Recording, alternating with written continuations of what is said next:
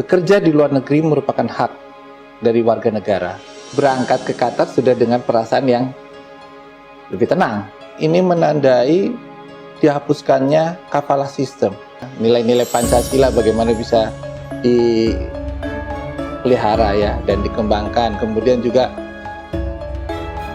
Bhinneka Tunggal Ika dan kegotong royongan.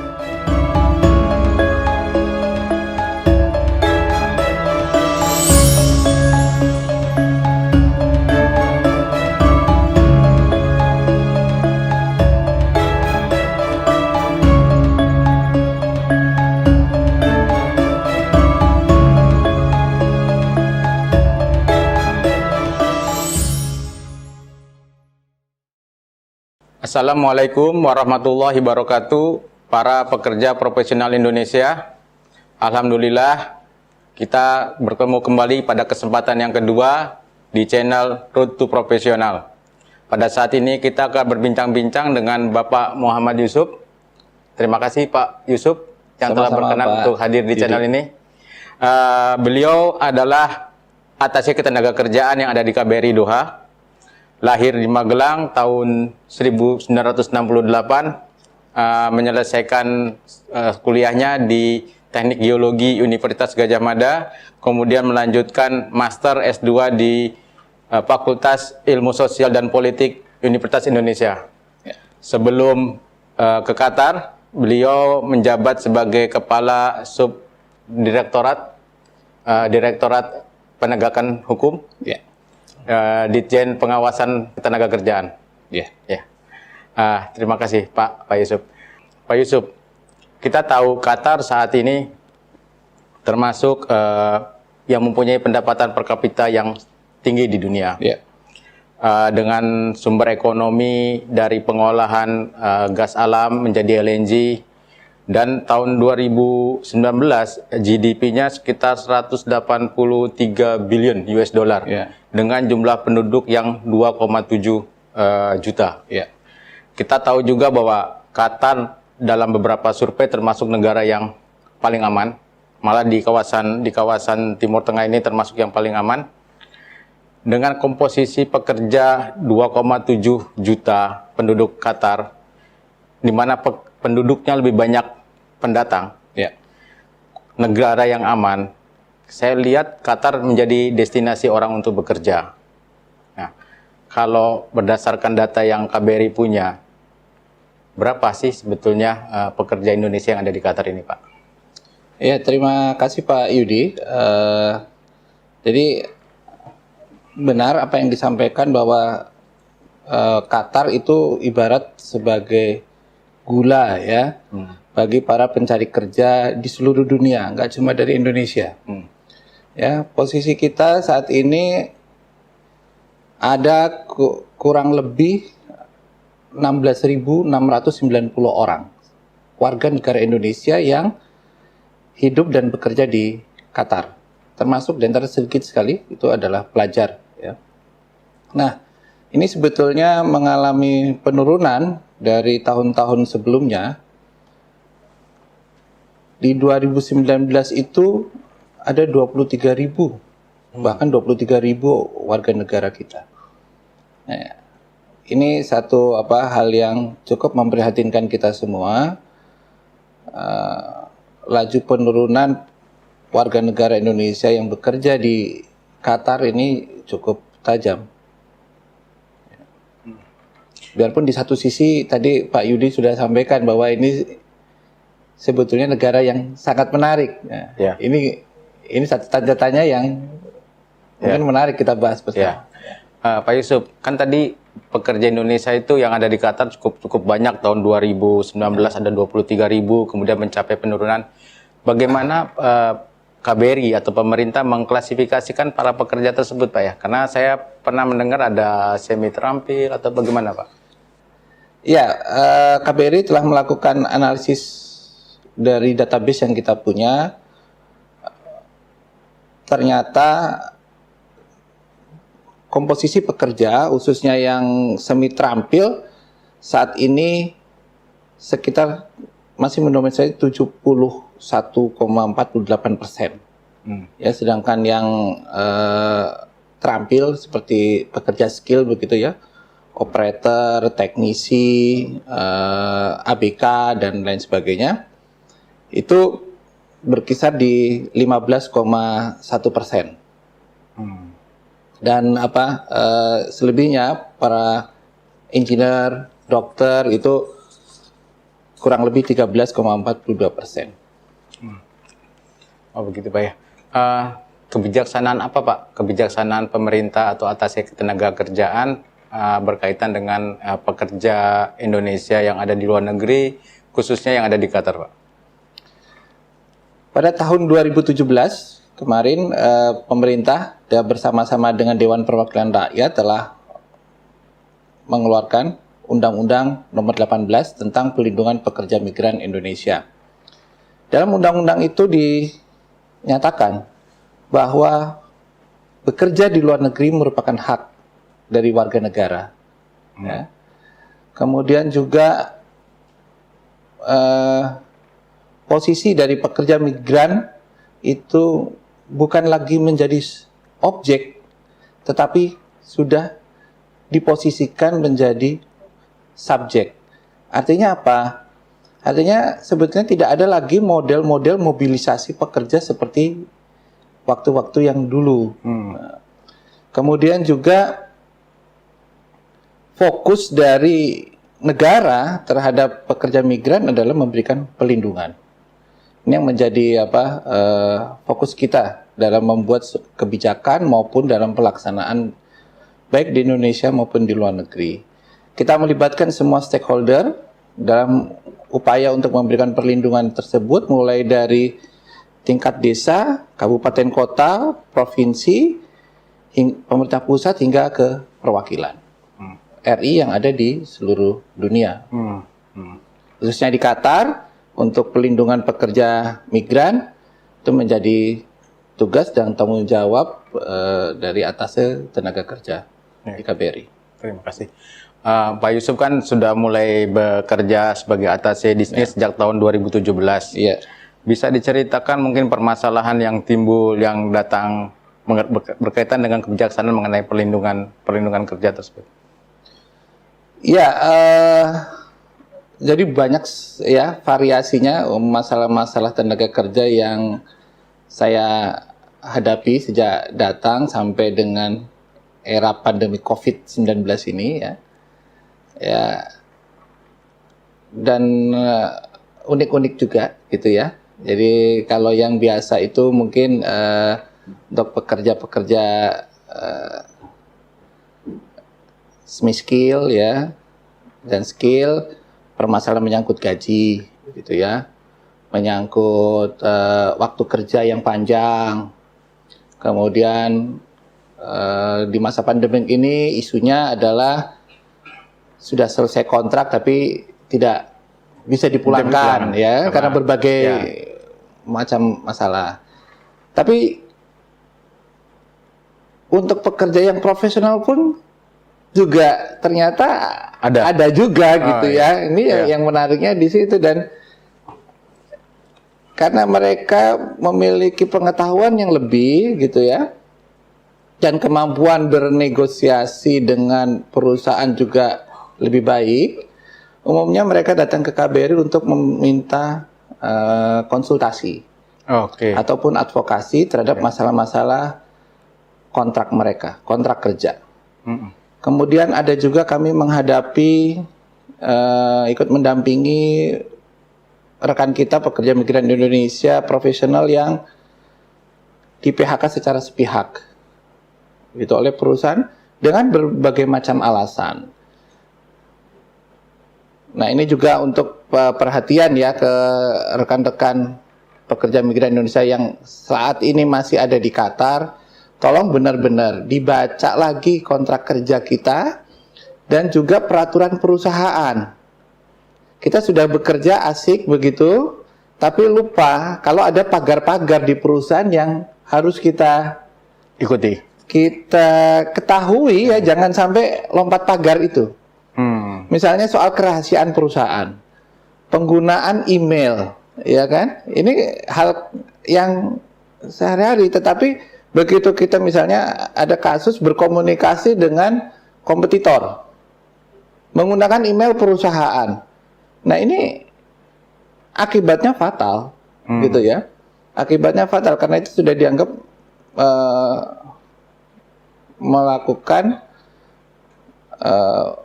atau membocorkan rahasia perusahaan. Ya. Akhirnya yang bersangkutan di PHK misalnya.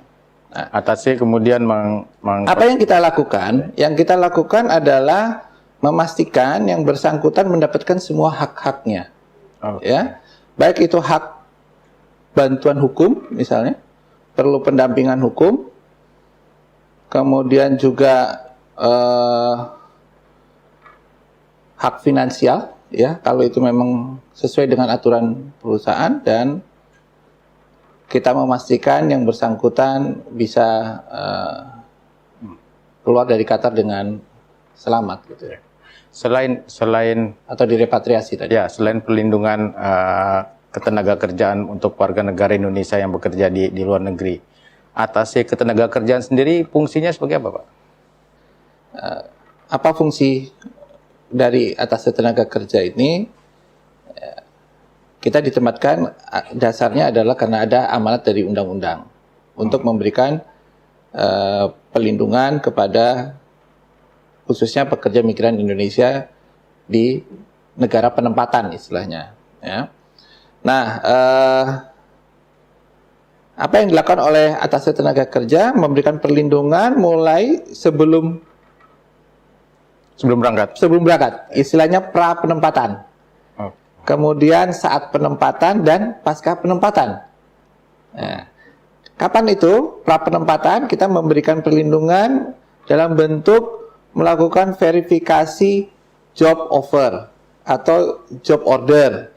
Jadi sebelum yang bersangkutan datang misalnya, kontrak kerja disubmit ke KBRI untuk kami lakukan verifikasi.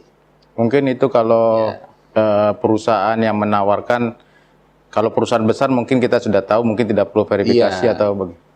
Jadi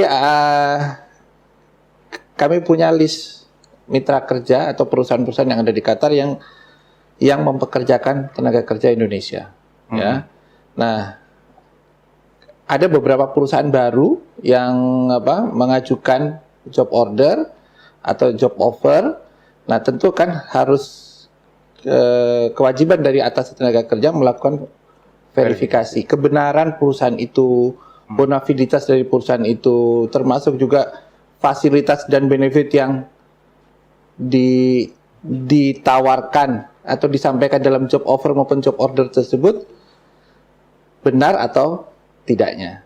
Nah, kalau kami sudah yakin kontrak itu atau job order itu akan kita endorse, sehingga calon pekerja migran Indonesia yang ada di tanah air itu berangkat ke Qatar sudah dengan perasaan yang lebih tenang, karena sudah ada verifikasi tadi.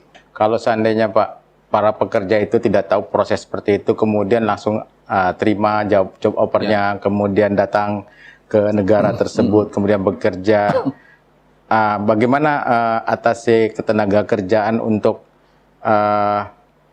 mengeprutnya ya, supaya dia punya perlindungan?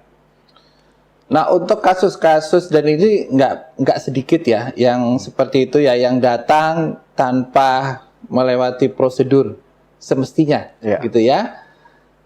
Ya, sepanjang di perusahaan di Qatar ini tidak ada permasalahan atau tidak diadukan, tentu KBRI tidak mengetahui ya.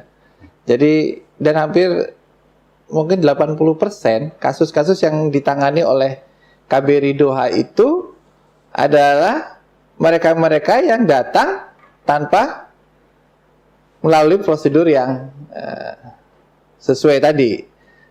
Jadi begitu ada permasalahan seperti apa yang dijanjikan di Indonesia kok tidak sesuai dengan kenyataan di tempat kerjanya di sini, di perusahaan di sini. Nah, baru mereka mengadu. Nah, tentu kalau sudah mengadu, tentu kita akan bantu untuk menyelesaikannya. Jadi, ya hampir di atas 80%, lebih dari 80% case-nya karena berangkat tanpa melalui prosedur yang berlaku. Jadi atas ketenagakerjaan fokus utama adalah pelindungan tenaga kerja warga negara Indonesia, Pak. Betul. Kalau kita lihat di situs Bank Dunia, itu Qatar itu produsen gas terbesar kelima di dunia. Dia produser supplier gas kedua terbesar dan produser LNG terbesar di dunia. Dan saat ini lagi persiapan Piala Dunia 2022, banyak konstruksi. Dan juga ke depan rencananya akan membuat perusahaan pengolahan gas lagi yang besar juga. Menurut Pak Yusuf ini, seberapa besar sih potensi pasar yang ada di Qatar ini untuk warga Indonesia? Kita pernah isu ini sudah kita bicarakan sejak beberapa waktu yang lalu ya, sejak 2 tahun yang terakhir ini kita diskusikan dengan teman-teman juga profesional oil and gas di Qatar, dan kita sempat mengadakan focus group discussion. Kita undang juga dari Badan Nasional Sertifikasi Profesi, dari Kementerian Tenaga Kerja, dan beberapa stakeholder perusahaan.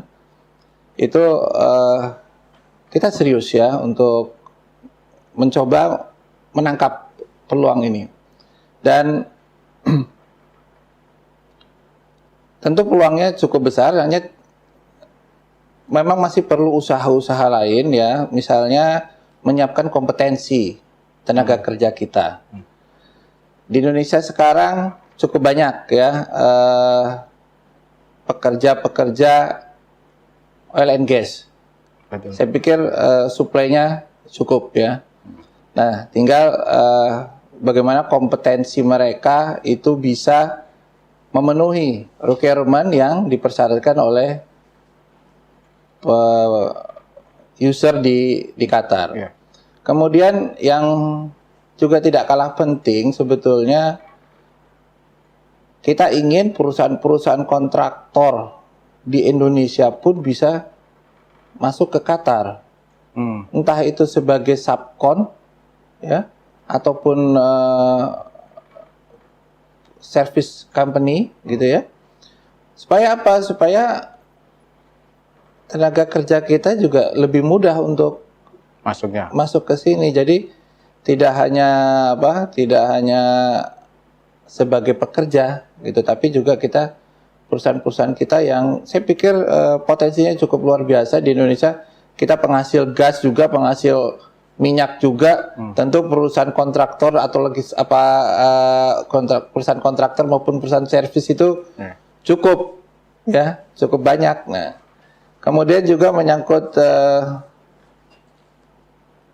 apa kontribusi pekerja migran Indonesia untuk World Cup ya 2022. Ini juga kita sudah bicara antar pemerintah gitu ya. Jadi dalam pertemuan antara Kementerian Tenaga Kerja Indonesia dengan Kementerian Tenaga Kerja Qatar, itu permintaan tersebut juga sudah disampaikan secara resmi. Jadi mudah-mudahan ini akan ada tindak lanjutnya. Insya Allah, mudah-mudahan. Bulan September yang lalu, pemerintah Qatar mengeluarkan peraturan ketenagakerjaan untuk para tenaga kerja yang bekerja di Qatar. Nah, bagaimana atasnya ketenagakerjaan mengantisipasinya, dan apa dampaknya buat kita para pekerja yang ada di Qatar saat ini? Ya, ada 2 undang-undang yang cukup besar dampaknya. Ya, yang pertama adalah upah minimum. Ya. Kemudian juga tidak dibutuhkannya NOC atau No Objection Certificate ya, pada saat akan pindah sponsor. Ini dampaknya sangat luas dan masif ya. Kenapa? Karena ini menandai dihapuskannya kafalah sistem. di Qatar. Bisa dijelaskan lebih lanjut kafala sistem? Ya, jadi kafala sistem itu sudah sejak lama ada di Timur Tengah, dan itu yang menyebabkan kenapa pemerintah Indonesia mengeluarkan Kepmenaker 260 tentang penghentian penempatan pada pekerja pada pengguna perseorangan, ya, di Timur Tengah, karena adanya kafala sistem ini, di mana tidak ada kemerdekaan bagi seorang pekerja untuk keluar masuk dari satu negara maupun untuk berpindah perusahaan karena di negara tersebut. Iya, karena sistem sponsorship itu. Jadi dia mau keluar harus ada izin sponsor. Tidak suka dengan pekerjaannya dan pingin pindah, itu juga harus ada izin sponsor. Walaupun perusahaan yang lain juga menginginkannya. Iya. Ya. Artinya apa? Tidak ada kemerdekaan. Ya. Itu tidak ada kemerdekaan. Nah, dengan dihapuskannya ketentuan ini, maka kemerdekaan pekerja untuk memilih pekerjaan yang sesuai dengan kompetensinya, sesuai dengan pilihannya, ya, itu dimungkinkan, ya, jadi terbuka. Nah, efeknya pasar kerja Qatar yang tadinya itu saya melihatnya sebagai semi tertutup, ya. Karena kan tidak ada transaksi. Kalau bayangkan kalau di pasar itu kan harus ada penjual dan pembeli, ya. Penjualnya itu beli barangnya di luar Qatar. Ya. Ambil dari Bangladesh, dari Pakistan, dari Indonesia, dari Filipina. Pasarnya ada di mana? Di luar. Ya. Nah, begitu aturan ini keluar, pasar itu jadi muncul di dalam. Pasarnya ada di Qatar. Sehingga kenapa? Di Qatar bisa pindah sana, bisa sini. Betul. Sehingga ada demand, ada supply. Karena juga profesionalnya itu, atau mulai dari unskilled worker sampai yang level profesional, semua sebetulnya ada di Qatar. Tinggal dia banding-bandingkan, kan? Ada penjual dan pembeli. Ada perusahaan yang menawarkan gaji lebih bagus, tentu ada kesempatan untuk pindah. Ya. Nah, jadi pasar itu terbentuk di Qatar. Efeknya apa? Efeknya labor market di Qatar menjadi lebih efisien tentunya, ya kan? Dibanding datang ke pasar kerja di luar, ya kan? Perusahaan kemudian lebih cenderung untuk melakukan local hire, ya. Dan ini bisa kita lihat, ya, di media, baik media online maupun media offline, koran misalnya, gitu ya. Banyak sekali perusahaan besar yang sudah melakukan rekrutmen untuk lokal. Jadi untuk yang unskilled sekali, labor yang tidak punya keterampilan, cleaner, sudah dibuka kesempatan kerja untuk lokal. Jadi tidak lagi harus ke luar negeri hire. Betul. Ada satu keuntungan, satu sisi di sini akan lebih kompetitif, tapi di sisi lain yang dari luar untuk masuk akan jadi lebih susah. Kecuali kalau butuh penambahan dalam jumlah yang cukup besar. Ya, itu tantangannya, ya. Jadi tadi saya melihat itu sebagai satu tantangan, bukan sebagai hambatan, bahwa pasar yang berkembang, labor market yang berkembang, kemudian lebih modern, tentu pada ujungnya akan mencari pencari kerja yang lebih profesional, yang lebih produktif, yang lebih baik, gitu ya. Jadi tantangan kita bagaimana kita punya stok, punya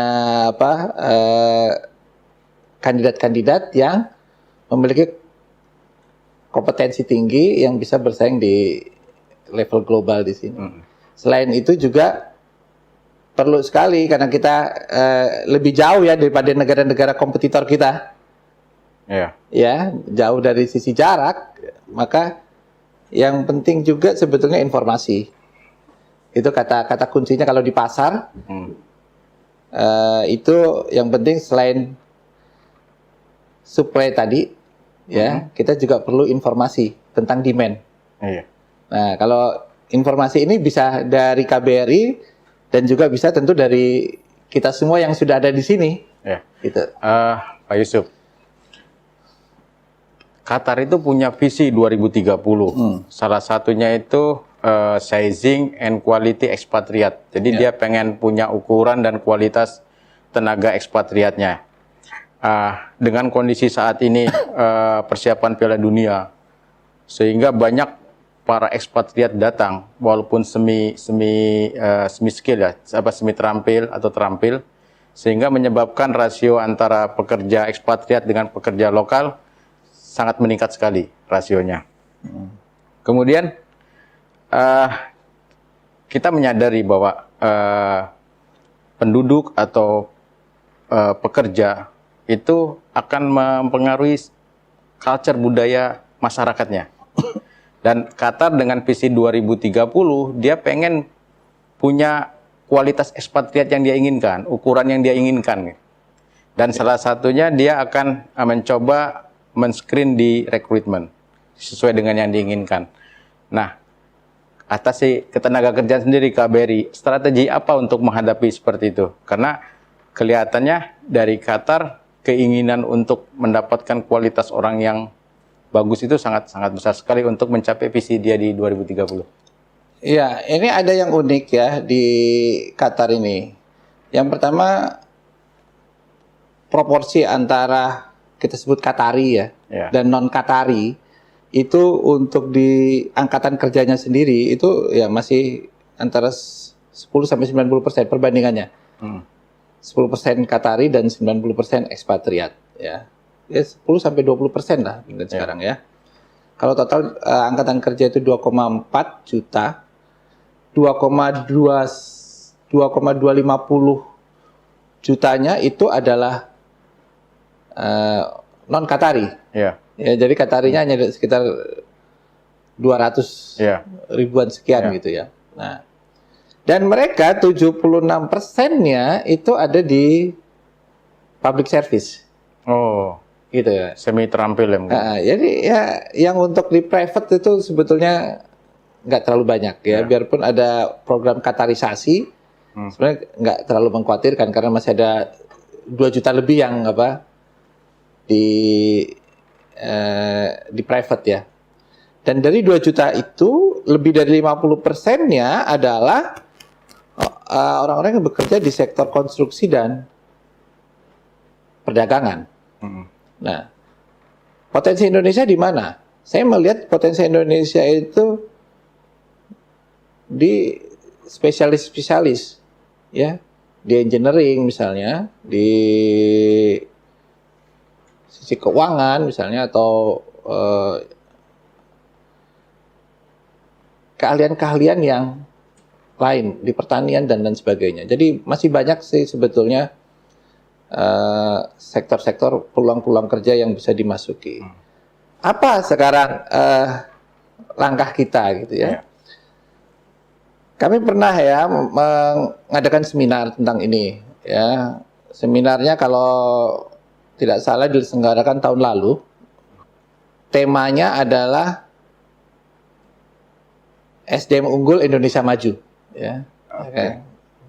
Jadi kita adakan seminar itu, kemudian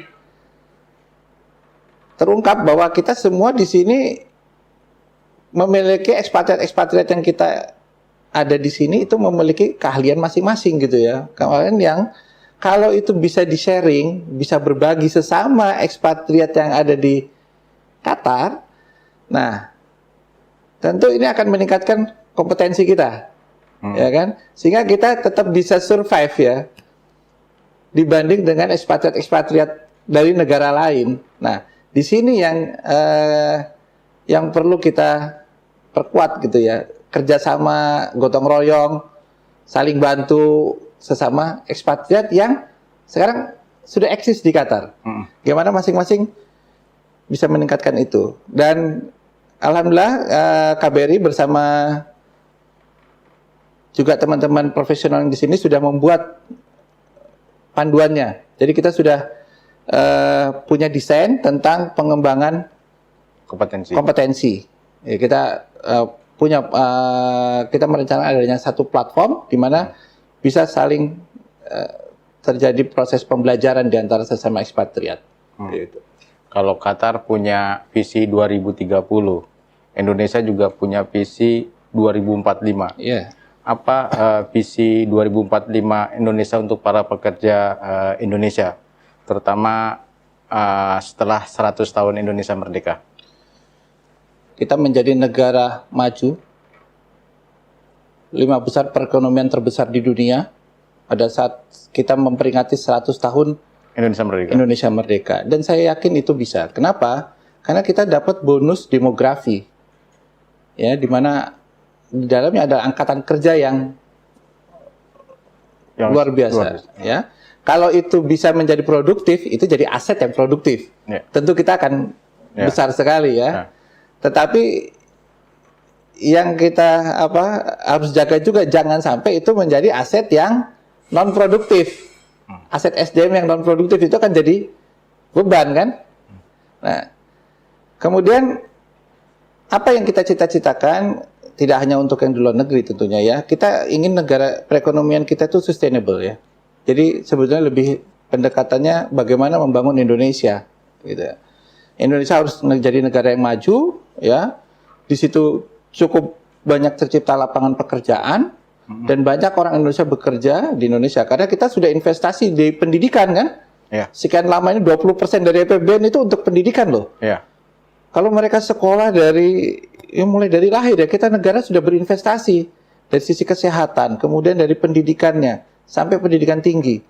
Kita ingin mereka menyumbangkan pemikirannya, tenaganya untuk Indonesia, gitu loh. Kalau bisa ya di Indonesia, gitu ya.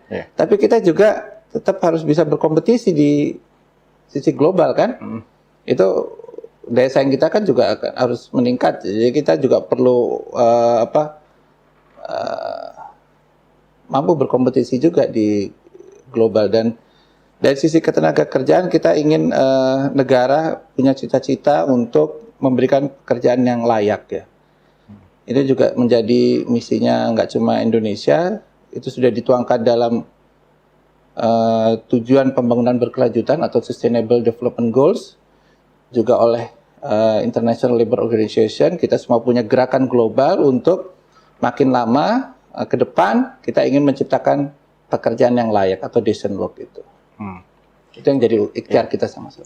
Yang terakhir nih Pak Yusuf, apa yang Atase Ketenaga Kerjaan harapkan kepada para pekerja profesional Indonesia yang ada di Qatar ini, atau yang ada di dunia, khususnya yang ada di Qatar?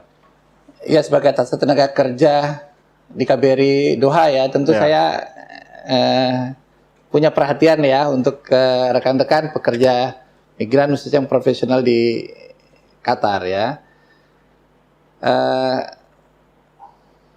Harapan saya tentu saya kembali sih ke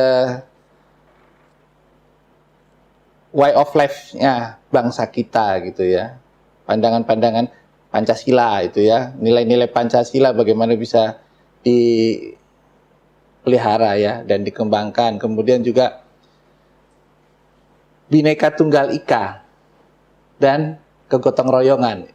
Itu yang menurut saya perlu terus direvitalisasi, ya, bagi kita yang bekerja di Qatar. Maksudnya apa ini? Maksudnya kita ini datang ke Qatar berbeda-beda suku, agama, ya kan? Mungkin profesi atau beda sekolah juga. Beda sekolah, beda perusahaan. Beda perusahaan, tapi harus punya rasa yang sama, gitu ya, bahwa kita itu bersaudara, satu bangsa nih. Dimana di situ namanya bersaudara harus tolong menolong, gitu. Gotong royong, bantu. Praktisnya apa? Kalau misalnya di perusahaan ada senior, ada junior, ya tolong menolonglah di situ. Berbagi informasi, yang senior kasih informasi nih, supaya senior juniornya ini nggak tersesat jalan, gitu kan? Begitu juga yang junior gitu ya. Jaga nama baik senior, kalau performance kurang atau apa ditutup gitu kan. Ya. Nah, gotong royong itu juga harus dikembangkan gitu. Kemudian juga memberikan informasi ke kemana, ke rekan-rekan kita di Indonesia, itu saya pikir penting. Jadi peduli ya. Ya. Jadi nilai-nilai Pancasilanya itu juga dikembangkan di sini, ada kepedulian terhadap bangsa kita di tanah air sesuai dengan kemampuan masing-masing tentunya ya. Kalau misalnya dapat informasi tentang kesempatan kerja ya di-share, ada rezeki ya juga di-share, berbagi gitu ya. Jadi ada kepedulian itu, insya Allah rezeki kita makin baik ya. Saya yakin itu. Jadi jangan takut untuk berbagi ya.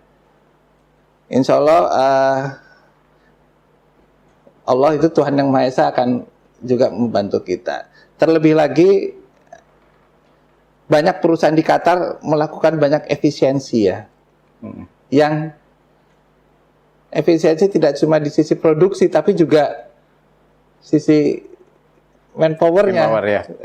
Nah, ini kalau nggak kita saling jaga siapa lagi gitu loh. Ya. Sesama kita harus bisa saling jaga nih di situasi-situasi yang seperti ini. Kalau Anda bisa menjaga saudara Anda berserta keluarganya, itu pahalanya luar biasa loh. Iya kan? Iya. Ya, jadi ayo kita bersatu ya. Ayo kita bersatu, tetap aktual nilai-nilai persatuan, Kebinekaan Ketunggal Ikaan dan kegotong royongan, even kita ada di luar negeri. Mungkin itu harapan saya. Terima kasih Pak Yusuf, menarik sekali. Mudah-mudahan ini membawa manfaat bagi teman-teman para pekerja profesional di Qatar. Dari saya dan tim Karib TV mengucapkan terima kasih.